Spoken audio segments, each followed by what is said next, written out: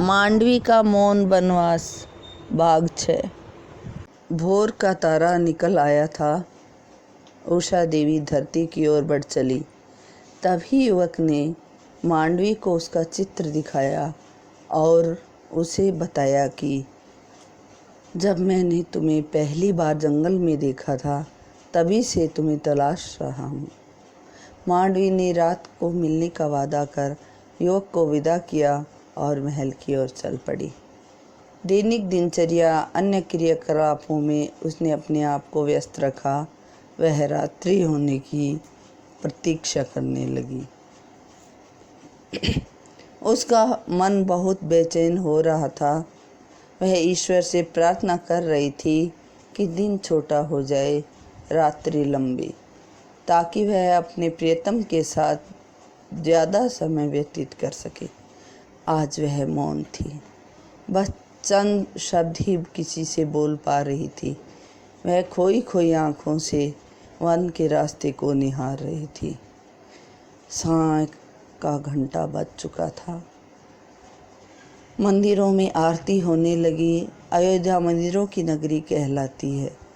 घंटों की ध्वनि आज उसे मधुर लग रही थी। आज उसने सुंदर वस्त्र पहने, पूरा श्रृंगार किया, दर्पण में स्वयं को निहारने लगी। वह देख रही थी कहीं उसके श्रृंगार में कोई कोर कसर ना रह जाए। रात्रि का प्रथम पहर शुरू हो चुका था। वह अपना काम काज निपटा सबसे छुपती छुपाती जंगल की ओर चल पड़ी। उसे एक नशा सा छा रहा था। वह समझ नहीं पा रही थी उसे क्या हो रहा था। कभी वह चलते चलते बुदबुदाती थी और अपने आप से बात करती थी। जंगल की ओर बढ़ती जा रही थी। उसे अपने जीवन का आधार मिल गया था। अब वह अकेली नहीं थी, उसका प्रियतम उसके साथ था। उसे किसी तरह का डर या भय नहीं लग रहा था। उसी वृक्ष के नीचे वह युवक उसका इंतजार कर रहा था। मांडवी को आता देख घोड़ा हिनहिना उठा।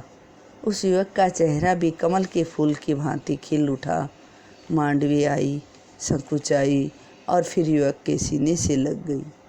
दोनों कई देर से मौन रूप में अपनी बात कह रहे थे, फिर बतियाने लगे। अपने सुख दुख एक दूसरे को बताने लगे। उनका दिल चाह रहा था कि रात्रि बहुत लंबी हो जाए, किंतु समय की गति अविकल होती है, आगे बढ़ती जाती है। रात्रि भी बीत रही थी। धीरे धीरे भगवान भास्कर पृथ्वी की ओर बढ़ रहे थे। मांडवी और युवक अपनी अपनी राह पर चल पड़े। महल में मांडवी के पहुंचने पर उसके चेहरे की चमक देख के कई जल भुन उठी। वह तीखी नज़रों से उसे देखने लगी, पर मांडवी ने देखकर भी अनदेखा कर दिया। वह अपने कार्य में व्यस्त हो गई। अब उसे न भरत की याद आती थी और न ही परवाह थी। उसके चेहरे का नूर बढ़ता जा रहा था। समय अपनी गति से आगे बढ़ रहा था। दिन, फिर महीने, फिर साल दर साल समय आगे बढ़ता जा रहा था। मांडवी और युवक में अगाध प्रेम हो गया था। दुनिया की नज़रों में दोनों चरित्रहीन थे, किंतु दोनों का पवित्र प्रेम समाज की तुच्छ मनोवृत्ति को छिटकता सा नजर आ रहा था। दोनों अपने निश्चल प्रेम और सरल हृदय से एक दूसरे के प्रति समर्पित थे। मांडवी ने उस अनजान युवक को अपने घर, परिवार, शादी ब्याह, नगर आदि का पूरा ब्यौरा दे दिया था। साथ ही उसने अपनी निजी जिंदगी के हर पहलू से वाकिफ करा दिया था। वह युवक उसकी भोली भोली बातों को सुन मन मन मुस्कुरा देता और गोद में रखे उसके सिर को सहलाता रहता। मांडवी जब अपने दर्द को बताते बताते रोने लगती, तब उस युवक की आँखों से बहे आंसू रूपी जल मांडवी के अधरों को भिगो देते। यह देख मांडवी अपने कोमल हाथों के स्पर्श से उसके गालों पर पड़े मोतियों को समेटने लगती। समय तेज गति से आगे बढ़ता जा रहा था। राम के वनवास के 14 वर्ष पूरे होने वाले थे। भरत का आचरण उसका मजाक उड़ा रहा था। केकई का मन मांडवी के प्रति वितृष्णा से भरता जा रहा था। अपने प्रति दिए गए नए नए नामों को याद कर मांडवी कभी मुस्कुराती, कभी अश्रु बहाती। रथ में लगे पहिए की भांति वह अपने आप को चलायमान रखती। आज जब सूर्योदय हुआ तो अयोध्या नगरी में कुछ ज़्यादा ही कोलाहल था। ऐसा लग रहा था मानो नदी के पवित्र नीर में पक्षियों का झुंड शोर मचा रहा हो। आज उसके पूरे बदन में बहुत दर्द हो रहा था। अत्यधिक पीड़ा के कारण वह उठ नहीं पा रही थी। शरीर थकान से भरा था। उसने उठने की कोशिश की पर निढाल होकर बिस्तर पर गिर पड़ी। अपना दर्द किसे सुनाती? कोई भी तो उसके दर्द को सुनने वाला न था। दास दासियाँ उन लोगों के पिछलग्गू थे जो उससे घृणा करते थे। उसका शरीर बुखार से तप रहा था। उसने श्रुत कीर्ति को आवाज़ देकर बुलाने की कोशिश की पर शोर की वजह से किसी तक भी उसकी आवाज़ नहीं पहुंच रही थी। वह होले होले उठी और दीवार का सहारा लेकर औषधालय की तरफ चल पड़ी। राजवैद्य अपनी दवा बनाने में लीन थे। किसी के आने की आहट सुन उन्होंने नजरें उठाई तो देखा मांडवी लड़खड़ाते कदमों से अंदर प्रवेश कर रही थी। उन्होंने खड़े होकर उसे सहारा दिया और ज्वर से तपती मांडवी को पलंग पर लिटा दिया। कुछ क्षण पश्चात ही मांडवी बेसुध हो पलंग पर गिर पड़ी। इतने दिनों से मांडवी के साथ हो रहे अमानवीय व्यवहार को राजवैद्य जी जान चुके थे। उसकी देखभाल करने वाला कोई भी ना था। माता केकई की बेरुखी को वह समझ गए थे। भरत की मांडवी के प्रति अनदेखी भी उनसे ना छुपी थी। उन्होंने मांडवी को जल पिलाया, मुंह पर पानी की छींटे दिए। मांडवी ने अध खुली आंखों से राजवैद्य को देखा। कुछ बोलना चाह कर पर बोल ना पाई। आंखों से अश्रुधारा बह चली। वह मन ही मन सोचने लगी कि आज अयोध्या में इतना कोलाहल क्यों है? क्या राम के वनवास के 14 वर्ष पूरे हो गए? क्या राम, सीता और लक्ष्मण अयोध्या आने वाले हैं? यह सोचते उसके सारे शरीर में सिहरन सी दौड़ गई। ज्वर की तीव्रता के कारण उसका शरीर कांपने लगा। वह किसी अनिष्ट की आशंका से चीख कर पलंग पर बैठ गई, किंतु शरीर ने उसका साथ नहीं दिया और वह निढाल सी हो गिर पड़ी। तभी राजवैद्य दवा लेकर आ गए। उन्होंने चम्मच में घोली दवा मांडवी के मुंह में डाल दी और कहा, बेटी, नींद लेने की कोशिश करो। बदन पर कंबल उड़ाकर राजवैद्य अपने काम में लग गए। मांडवी को सचमुच नींद आ गई। इधर अयोध्या नगरी को दुल्हन की तरह सजाया जा रहा था।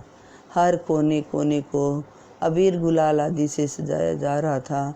भांति भांति की चित्रकारियाँ की जा रही थी। दीपमालाएं रोशन करने की तैयारियां हो रही थी। समस्त नगरवासी उल्लास से भरे जा रहे थे। आज उनके राजा राम आ रहे थे। उनके साथ रानी सीता, लक्ष्मण और भरत भी पधार रहे थे। राम, लक्ष्मण और सीता के 14 वर्ष के वनवास के साथ साथ भरत का भी वनवास खत्म होने वाला था।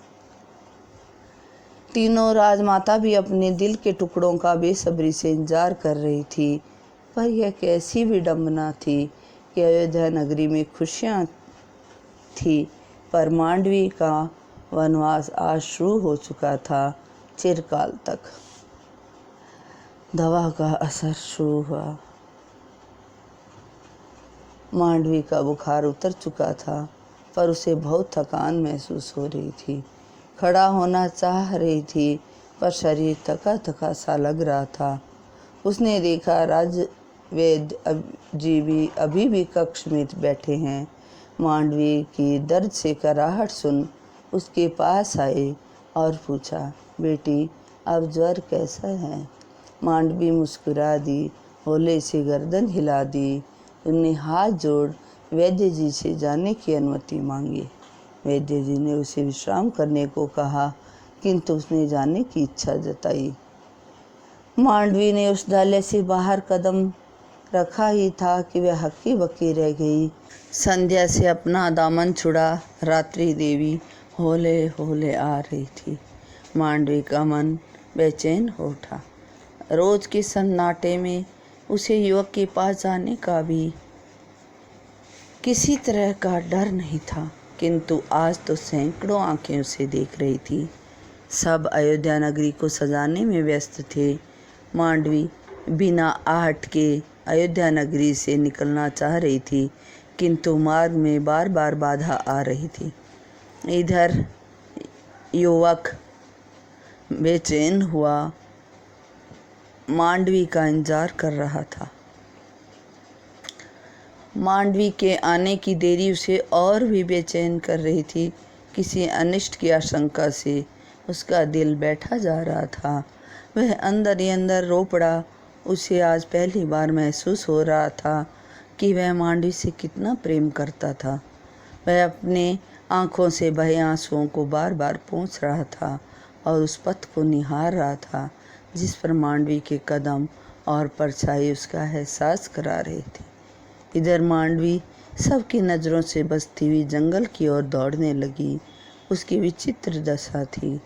उसका मन किसी के आने की खुशी को मानने को तैयार नहीं था। आज वह पैरों की खड़ाऊं भी लाना भूल गई थी। कांटों की चुभन रास्ते में हल्का दर्द दे देती और उसका निकला हुआ खून अपना निशान छोड़ता चल रहा था।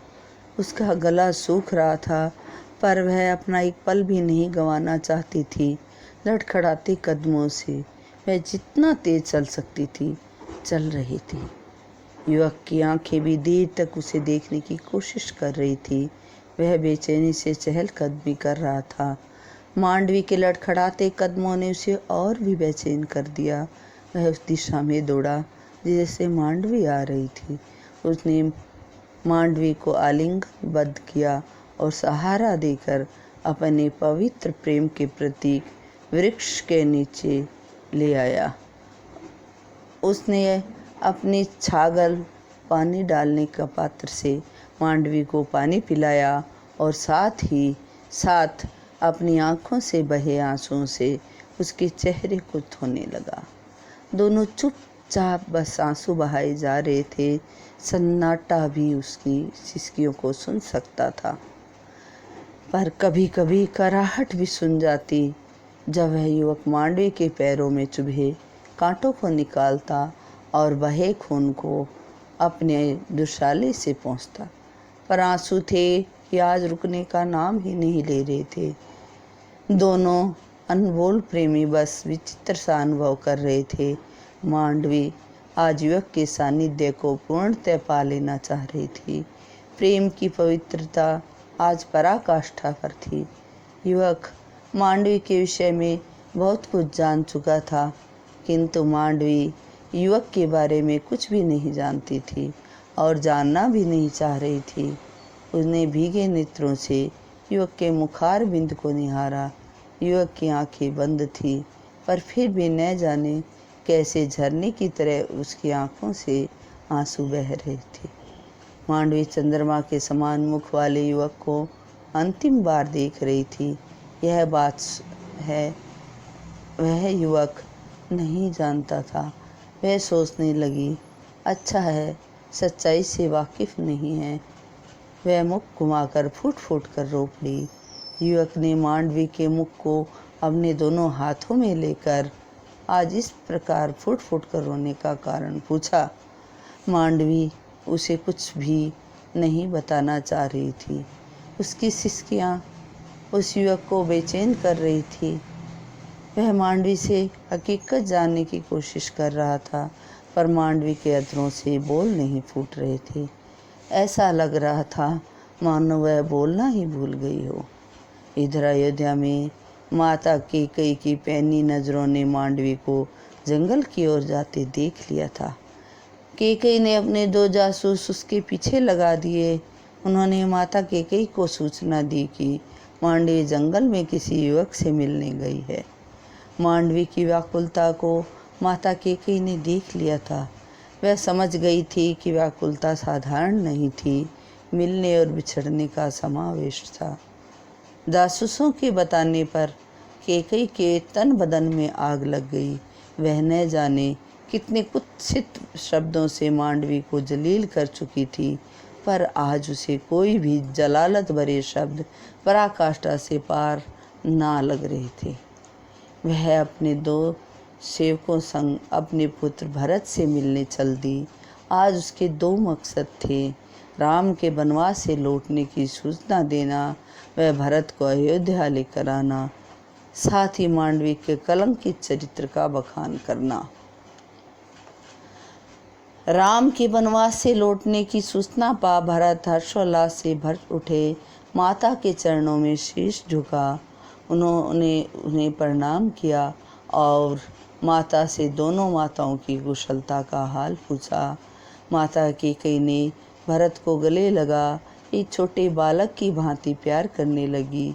उसकी आंखों से अश्रुधारा बह रही थी। 14 वर्ष का पुत्र के प्रति प्रेम चंद क्षणों में पा लेने की चेष्टा कर रही थी। सहसा मांडवी को याद कर उसका चेहरा वितृष्णा से भर उठा। मानव बहुत ही विचित्र प्राणी है। वह हमेशा दूसरों में कमियों को ढूंढता है, दूसरों का व्यवहार उसे कचोटता है, पर वह अपने स्वयं के व्यवहार पर कभी गौर नहीं करता। ऐसा ही माता कैकेयी के साथ था। भरत के चेहरे पर भी मांडवी के लिए घृणित अंतर्द्वंद था। उन्हें दोनों सेवकों को जंगल की ओर भेजा। अयोध्या में राग के आगमन की सूचना देते हुए शीघ्र अतिशीघ्र अयोध्या आने का आदेश दिया। सेवक मांडवी को ढूंढते ढूंढते उसी वृक्ष के नीचे पहुंच गए जहां वह प्रेमी युगल अपने अपने दर्द की परछाई में खोया हुआ था।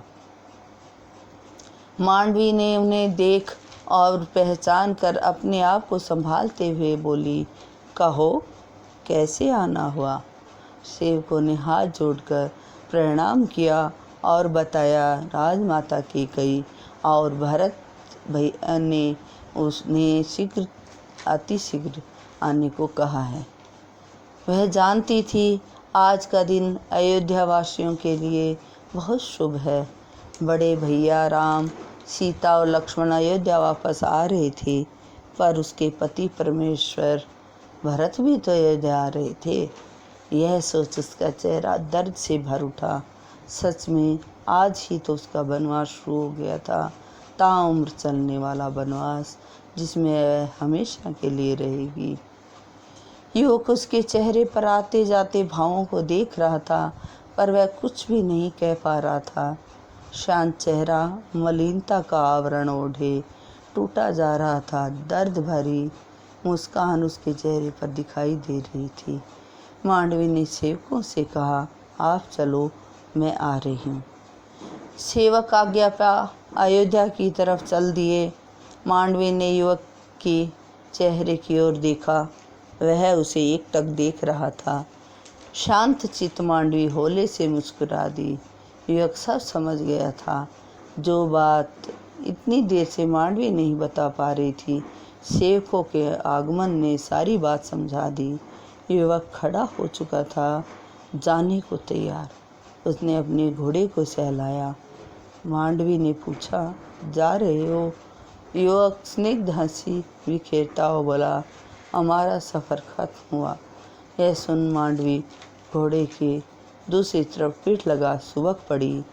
युवक का गला भी भर आया। वह बहुत कुछ कहना चाह रहा था, पर कह नहीं पा रहा था। वह मांडवी के पास आया और उसका हाथ पकड़ बोला, मांडवी, हमेशा खुश रहना और मुझे भूल जाना। यह सुन मांडवी पागलों की भांति युवक के कपोलों को चूमने लगी। 14 वर्षों तक जिस युवक के कपोलों को छुआ तक न था, आज उसे क्या हुआ? युवक भी हैरान था। वह मांडवी से दूर हो घोड़े पर सवार हुआ और मांडवी को बैठने को कहा। मांडवी ने सोचा वह युवक उसे अपने साथ ले जा रहा है, पर उसने देखा घोड़ा अयोध्या की ओर सरपट दौड़े जा रहा था। अयोध्या के मुहाने पर उसने मांडवी को उतरने को कहा। मांडवी के नीचे उतरते ही अपने गले से 9 लखा हार निकालकर मांडवी को देते हुए कहा, इसे मेरी तरफ से प्रथम और क्या? मांडवी ने प्रश्न किया। युवक की आंखें छलछलाई और अंतिम भेंट समझना। उसने घोड़े को तेजी से घुमाया, एड़ लगाई और जंगल में न जाने कहाँ खो गया। मांडवी पागलों की भांति पीछे पीछे दौड़ने लगी, पर वह युवक कहीं भी नहीं दिखा। उसकी आंखों के आगे अंधेरा छा गया। वह युवक के दिए हार को बार बार सीने से लगा रही थी, पर आज उसकी आंखों में आंसू पोंछने वाला हाथ उससे दूर जा चुके थे। वह धीरे धीरे राजमहल की ओर बढ़ने लगी।